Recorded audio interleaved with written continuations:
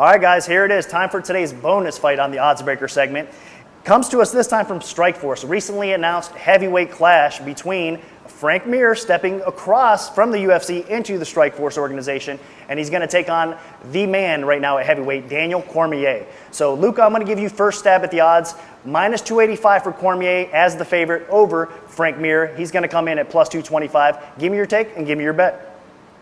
Well, my first thought is, man, Daniel Cormier should really kill Frank Mir. But then after thinking about it more, well, Frank Mir is a similar fighter to Josh Barnett, who Cormier just dominated. Frank Mir actually poses some interesting problems for Cormier. He's actually the better technical boxer here. And whereas with the Josh Barnett fight, if the boxing wasn't working out for Daniel Cormier, he could always shoot the takedown, ground and pound from on top, because Josh Barnett isn't very much of, even though he's good on the ground, doesn't have that much of a guard game in terms of submissions and threatening from that position, whereas Frank Mir does. So this could be a tricky fight for Daniel Cormier, but the thing that really he has going for him here is the speed. You know, you look at the UFC champions from heavyweight all the way down to the lighter weights, you notice one thing in common. The champions are either the fastest fighter in the division or one of the fastest, and Daniel Cormier is one of the fastest heavyweights. Frank Mir, we know, doesn't have a very good chin, and even though I think Daniel Cormier's punching power is definitely overrated, I mean, yeah, he knocked out Antonio Silva, but Antonio Silva doesn't have much of a chin, and Daniel Cormier fought Jeff Munson and couldn't even really hurt him over the course of 15 minutes of striking. So I still think he can hurt Frank Mir. I don't think it will be as easy as some people think,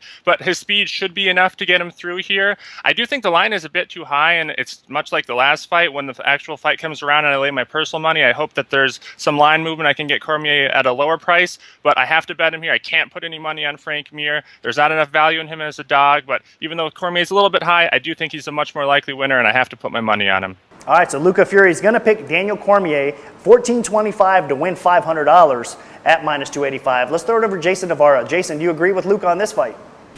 I do agree, and I also agree with Luca that Frank Mir has the ability to take it to Daniel Cormier and possibly get on top, but at the same time, although Cormier's punching power may be a little overrated, his physicality and his wrestling is not. So it's a matter of, will Frank Mir actually be able to get on top of Daniel Cormier?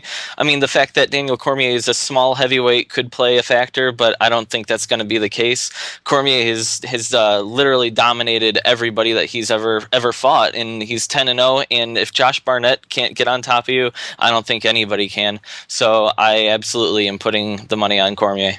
So once again, both of our experts do agree that it's Daniel Cormier over Frank Mir at Strikeforce in October.